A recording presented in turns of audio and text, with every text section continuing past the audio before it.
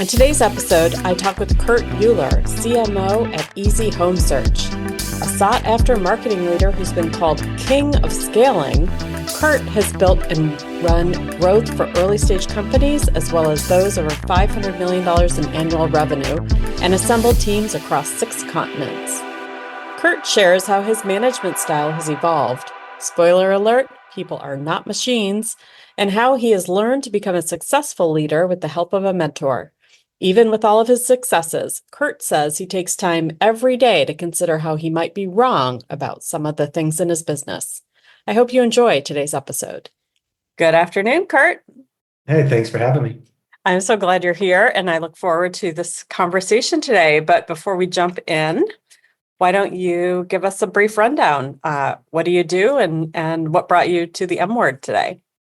Well, I mean, by title, I end up being a chief marketing officer, but my tagline that I tend to get introduced by is the king of scaling.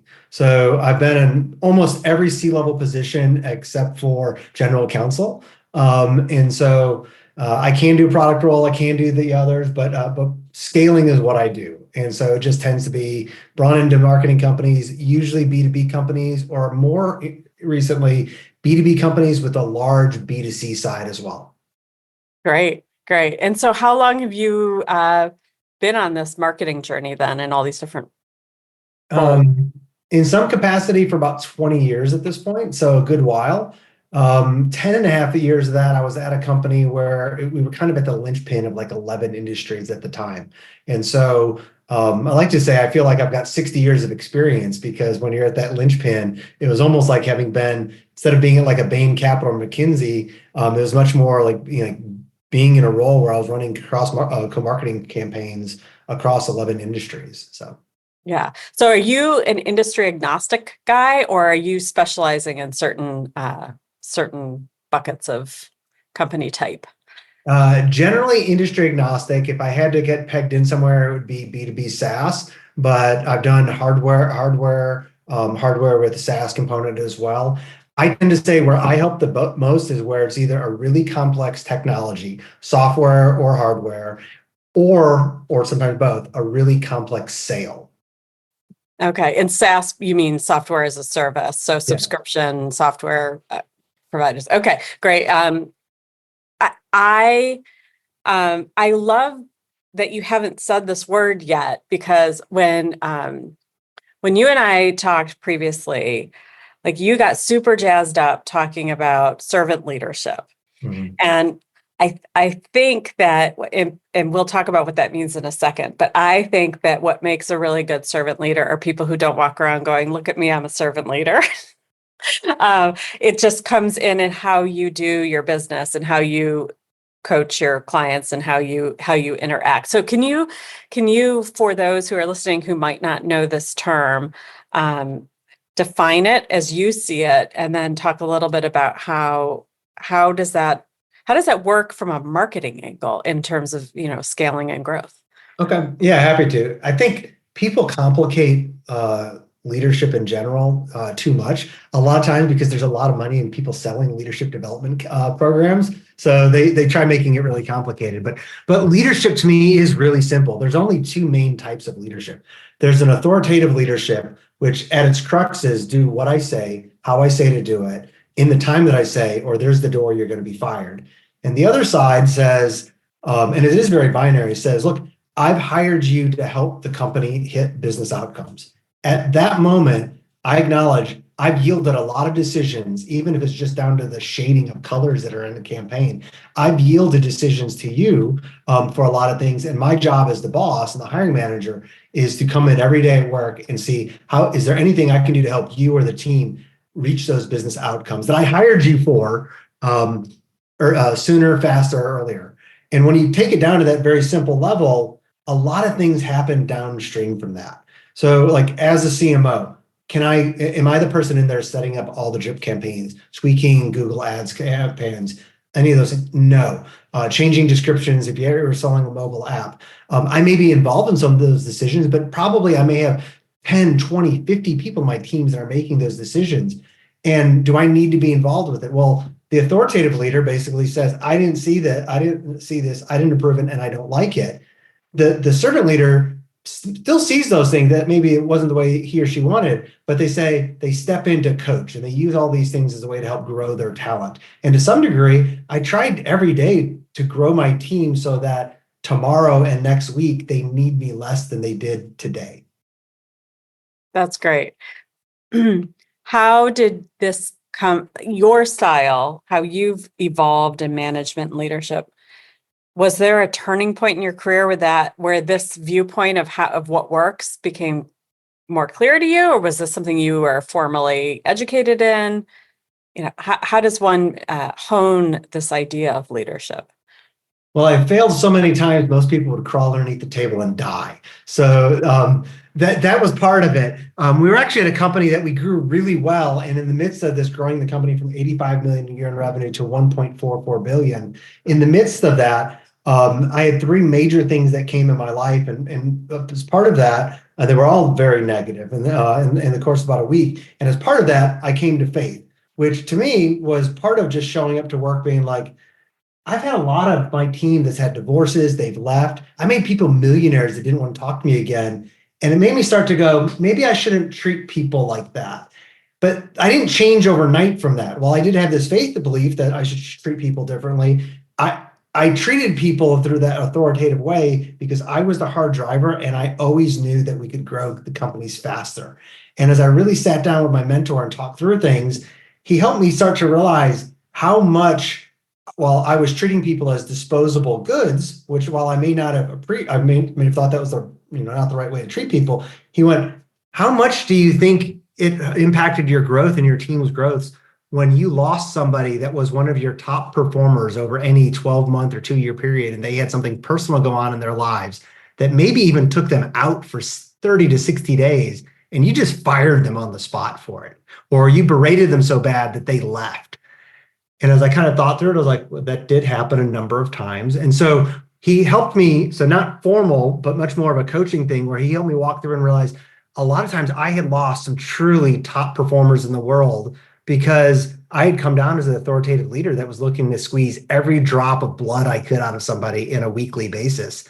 And instead, I lost people that were some of the highest performing people I've ever worked with. And he's like, so not only did you lose high performers, you had to retrain people, you lost the team, you lost momentum, other people never felt safe. So they didn't come to you with ideas when they knew you were wrong. And we started walking through those things and I was like, oh, whether or not anybody believes there's a moral component to it from a business perspective, I made my companies less resilient and grow slower because I was an authoritative asshole. Okay, so you just opened up a whole can of worms that's amazing, and I want to slowly unpack because one, it's this idea that people as producers or robots or machines and just like the drive productivity, squeeze as much dollars out. And so it sounds like you had to almost see the math to realize like it was counterproductive to what you thought you were doing with driving growth, right? Yeah. So it was the a logical discovery as opposed to an emotional or sort of human relationship discovery for you. The emotional bit kicked it off because I had these things that went on in my life. And as I mentioned, I made people millionaires that, even to this day, I apologize to many of them and some have now talked to me, but I probably have 14 people that I made millionaires that will not return phone calls made today. I sent little care packages, trying to do things. So when all these things happened in my life, nobody at work cared. Most of them didn't know what all was going on, but nobody cared. So there was this emotional thing where I went to a business mentor I had, and I was like, I don't understand. Nobody cares. And so there was this emotional bit for it, but I couldn't make the sharp turn to being a different type of leader until I did the math. And once you did that math, was it like crystal clear, or has this been a journey for you and really retraining yourself in how you relate with teams that you're driving? It was a direct change in how I wanted to behave and how I expected people to respond on the other side. It's a learning journey I'm still on today because no matter how much you may show up as a servant leader, and I may think I do things right, both myself and anybody that's ever worked for you or had another job, everybody has PTSD from a bad boss or a bad company. Whether Hmm. they've been fired, they've been yelled at, they've had unsafe environments. And so it's one thing to show up and tell people, hey, I want you to come to me before you have the data that says that something's wrong or I made a wrong decision. I want you to come to me when you have that gut feeling. Doesn't mean we'll change things, but I want to hear it. You could say that 20 times and you will have people that you will hire that will never respond the way you would like them to respond. You have to show up and talk about past failures of your own. You have to show up when I have to show up when I haven't done a healthy conflict well within the team and other people have seen it. I have to show up at all hands and kind of bare my soul and point that out so that people finally start to go, maybe he or she actually believes it. So is this because you support different businesses, different industries, new teams? What is your experience when you walk in the door, to a new environment for you? Like, can you assess pretty quickly, like these folks have had poor leadership and they're scarred, or, this is a really warm kumbaya environment. Like how do you walk in the door and suss that out, with this lens that you're working on? Well, I assume that everybody that will be on my team or I'll be kind of working alongside does have scars from past bad bosses. But I'm usually, for me, the most things that, and maybe not everybody has, but I assume that going in, I really use it as a filter in those initial discussions with the CEO, sometimes, a lot of times with their investors or if they're private equity, about who they are. And I'll self-select on that.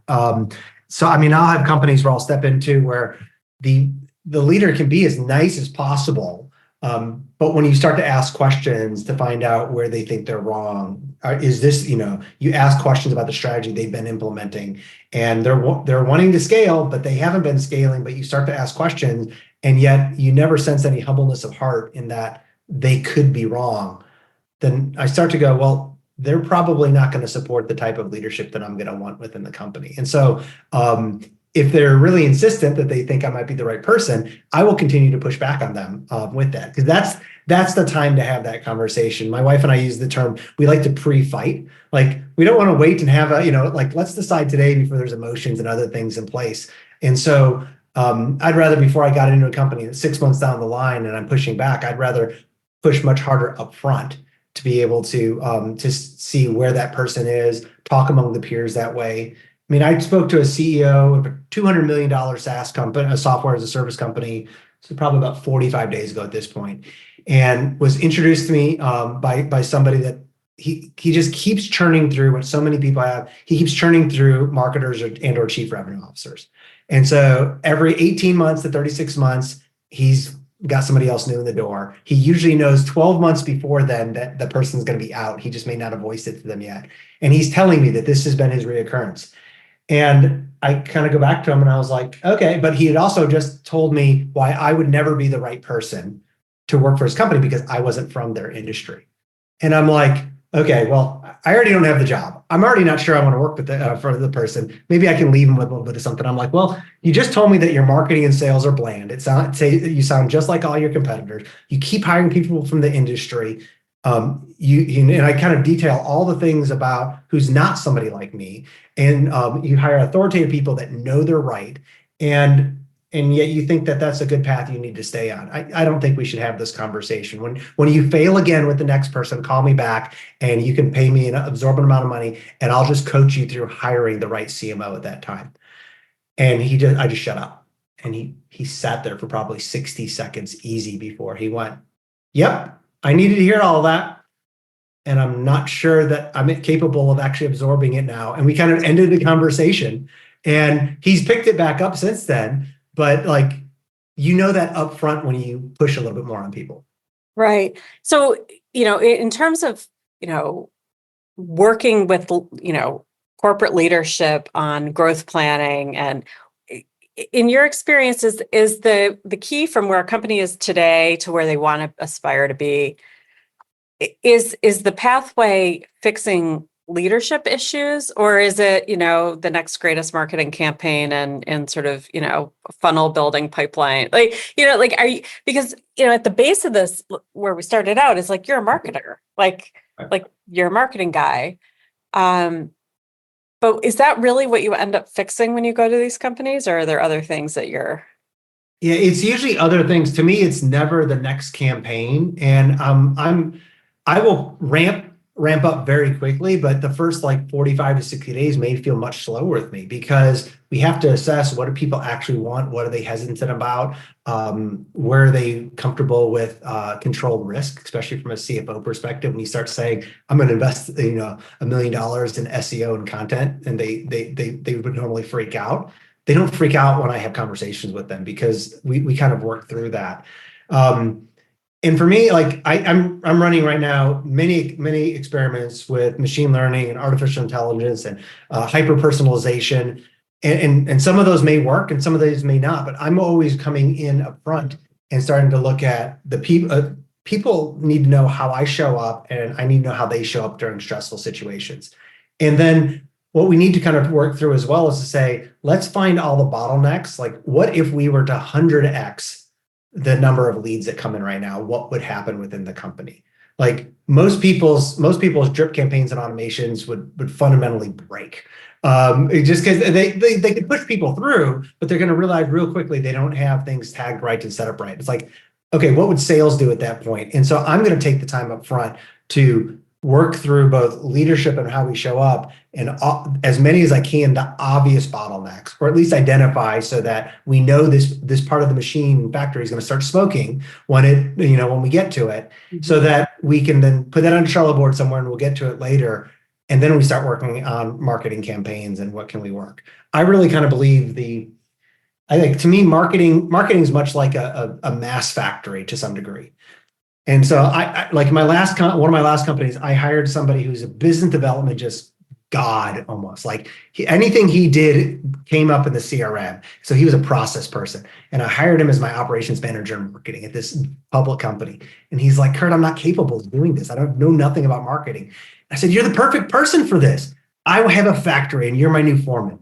I have all these processes that have been put in place over the last 18 months, and your job is to make sure that every day these factory lines are working smoothly, and just raise your hand and let me know as the owner of the factory if something's going wrong. He goes, well, what are you doing then? It sounds like I'm doing your job. And I said, I'm over here mad scientisting what the next 1 to 2 lines will bring into the factory are. It might take 3 weeks. It might take 6 months. But when I'm done with it, I'm going to give you another line in the factory to run. And he goes, got it. And he was one of the best hires that I've ever had.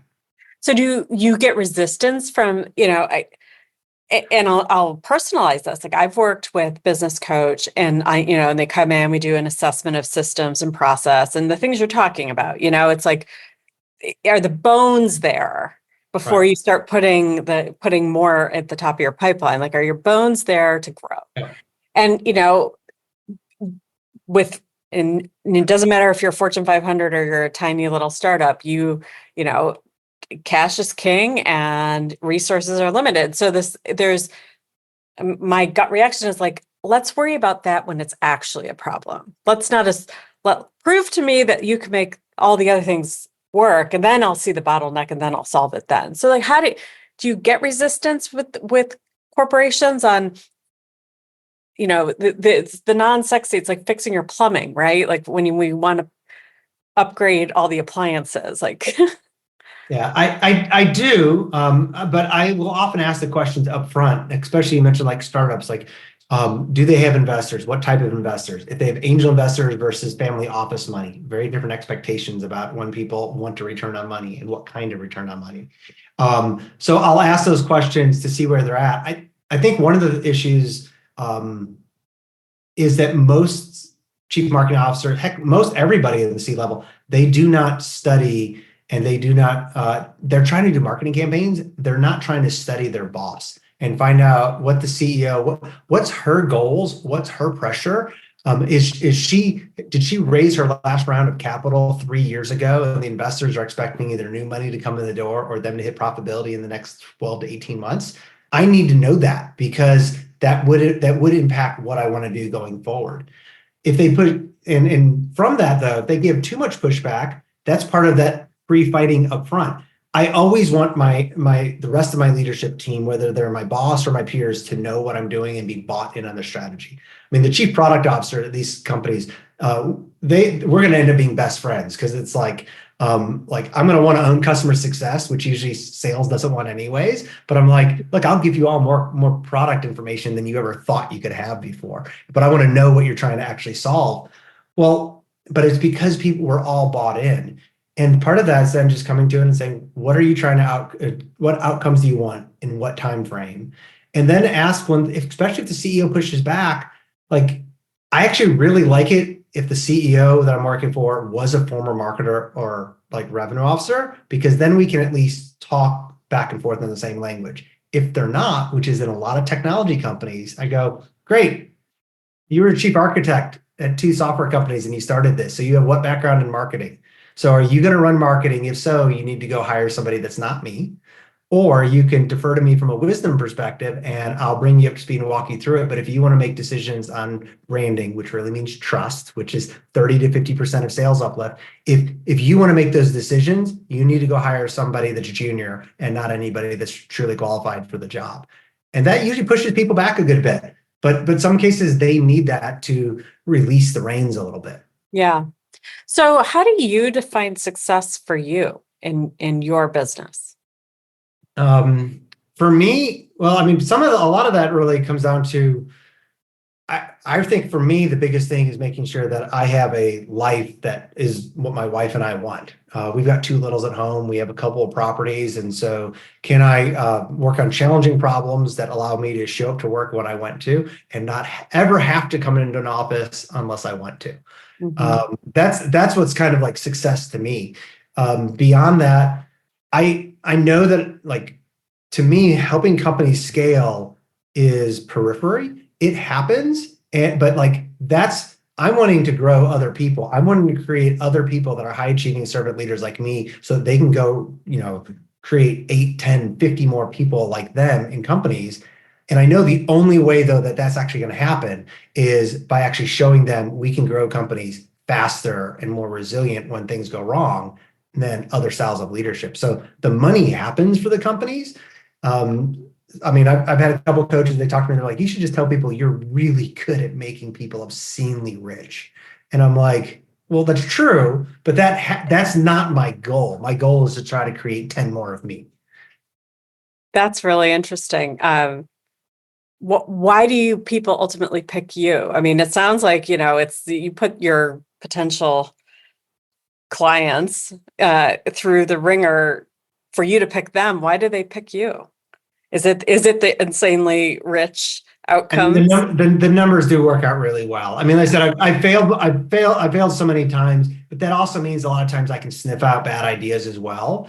And I kind of believe too, like I do put them through the ringers, but they're going to know, like, I'm going to step in, I'm going to start hiring people and I'm going to reevaluate everybody that's on the team. And I'm looking for cultural traits that are things I would see in their actions, not in something on their resume. So like and those are things that even my boss would get to hold me accountable to. And one of those is, do I have strong opinions, but hold them loosely? Even if I've been repeatedly successful in doing this one thing, it might not work this time. And so I'm going to have a really strong opinion, but I'm going to be open to somebody coming back differently. And most people don't walk in the door. They walk in and just go, this is the way it's going to be. And I know that I'm right.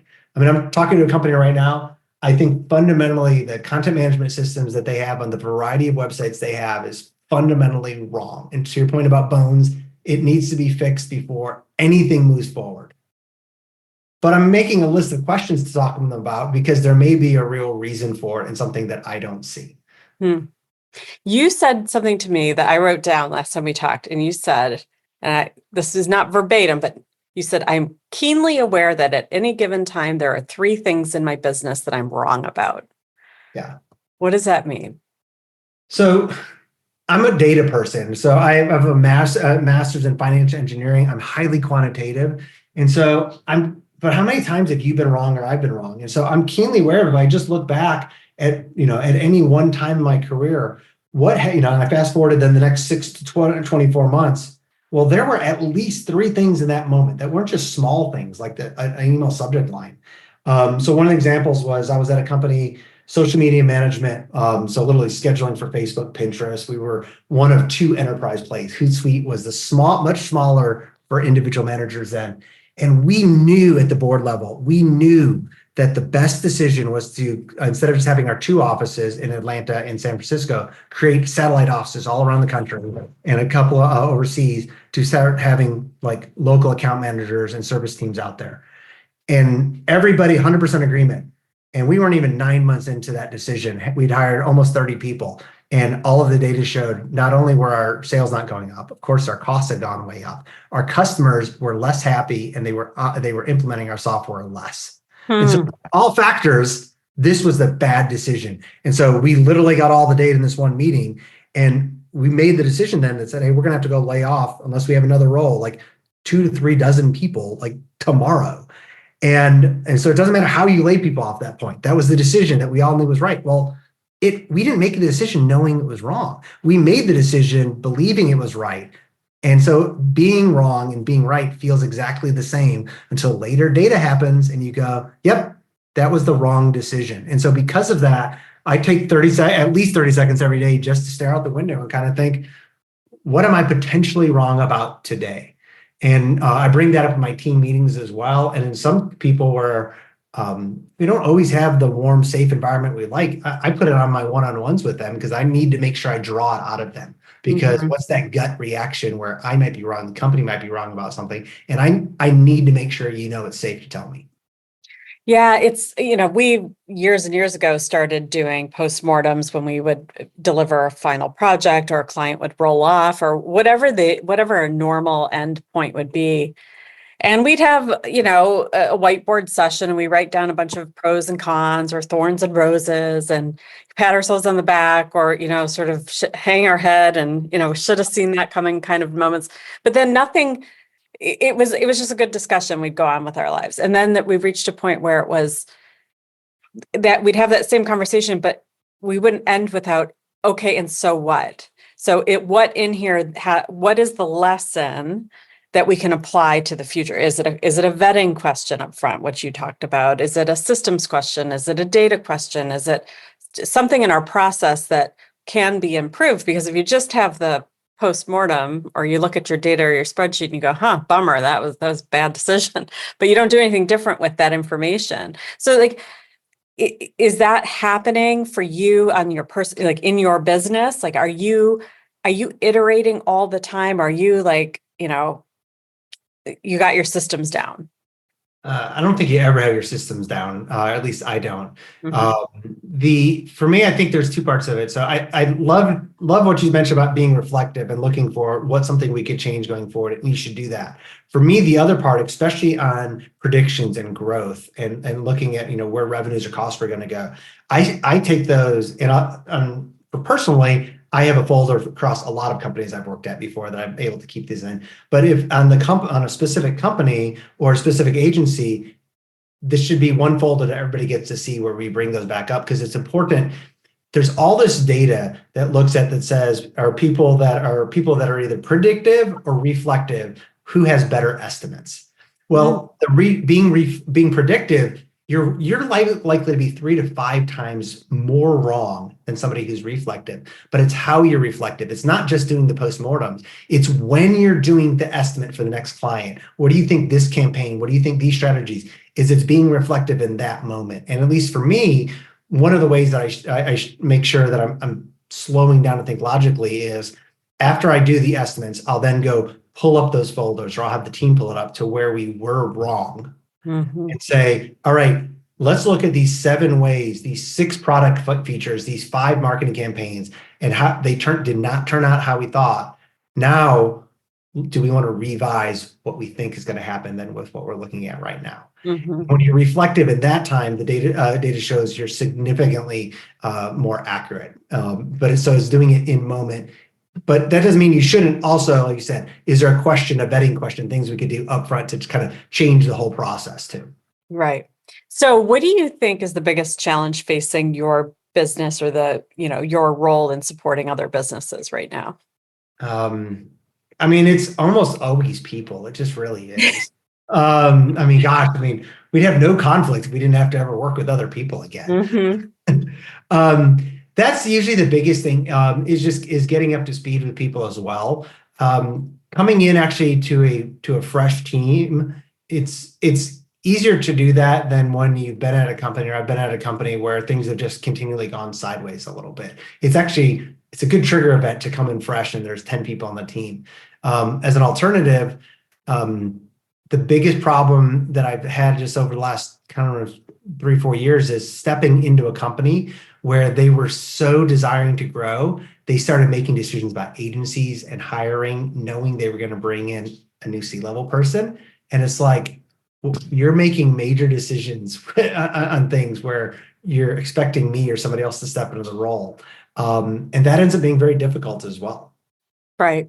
So would your advice then to be for those companies who are sort of at that juncture of, they want to invest in growth with somebody, whether it's the type of services you're providing or, whatever that, if you're going to commit to that investment, then you need to hold on other large infrastructure questions for your business until you have the people in place so I that think they you should buy into it. absolutely hold, or you should make sure that you're working with, instead of hiring full-time employees, they're freelancers or contractors, agencies, you're talking short agreements and you're telling them what's happening, so that they're not shocked by it.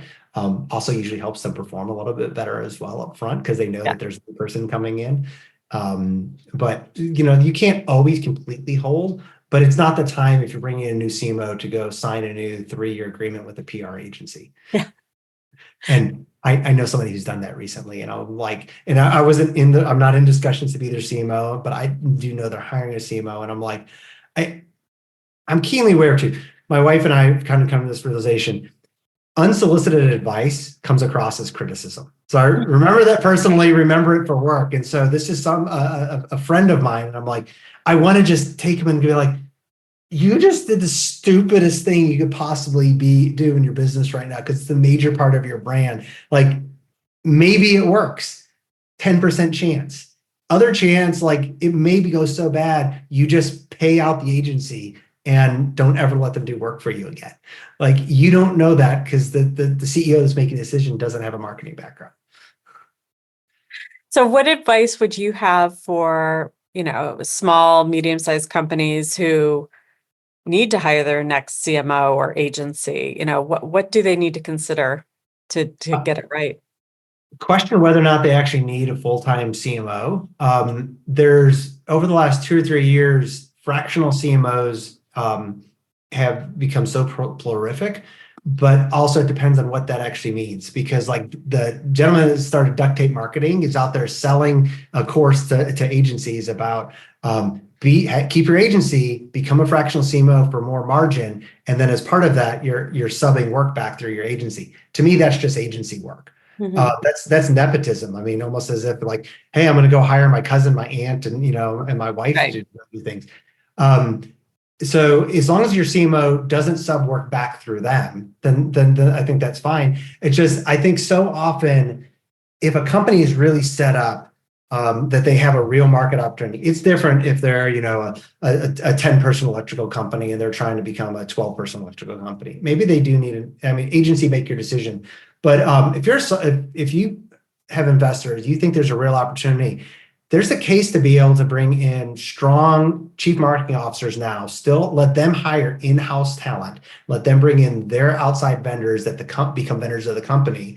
And you can get much better talent and much higher strategy than you ever could afford while building your internal team. And then in a lot of cases, then I'll see after 1 to 2 years, that fractional CMO, part of their role and not paid the way a recruiter is to help them hire a full-time CMO at that time. So they'll grow much faster. But most people just say they have this, but I have to have the person working for me. I'm like, no, you want the outcomes. And as long as the vendor relationships and all the systems belong to you, they're set up in the company's accounts, well, then it shouldn't matter how you pay the person. That's great. That's great advice. It's outcomes. I love it. So to end, If folks want to get more of all of your great insights into fractional CMOing, growth, leadership, where will they find you? So follow me on LinkedIn. I do a twice or once every 2 week newsletter that pushes out a bunch of this information, or my personal website. I've turned down 2 book deals, and so instead I'm publishing a lot of the content just free on my website. That's awesome. We'll put those links in the show notes. And before I let you go, Barbie or Ken? Is John Wayne an acceptable answer? It is, if that's your answer. That's my answer. That's awesome. Well, this has been a lot of fun, Kurt. I know our listeners are going to learn a lot from this conversation and be inspired as I am. So I appreciate your time today and look forward to staying in touch. Yeah, thank you for having me.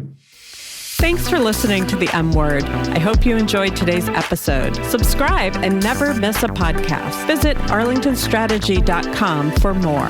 The M Word is an Arlington Strategy production hosted by Jennifer Mulchandani. Our theme music is by Moochie. Graphic design by Kayla Fagan and Emily Rare. Sound engineering and editing by Winston Turner.